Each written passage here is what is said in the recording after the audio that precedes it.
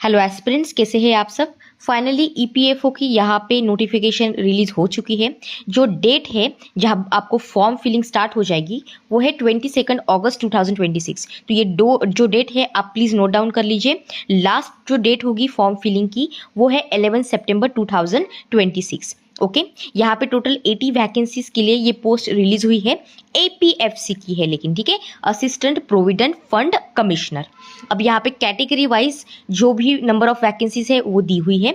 अगर एज की बात करें तो अगर आप ईडब्ल्यूएस या फिर यूआर कैटेगरी से बिलोंग करते हैं तो 35 एज होगी। ऐसे ही अगर ओबीसी से है तो 38 और एससी एसटी कैंडिडेट्स के लिए 40 एज है। ओके, इसके साथ यहाँ पे पीडब्ल्यूबीडी कैंडिडेट्स के लिए अलग से प्रोविजंस दी हुई है। तो अगर आपको कोई क्वेरी है तो आप मुझे कमेंट सेक्शन में बता सकते हो। चैनल पे मैं वीडियो डाल दूंगी कि आपको फॉर्म कैसे भरना है। इसके साथ यहाँ पे ये वेबसाइट है जो आपको नोट डाउन करनी है। Alright, thank you so much.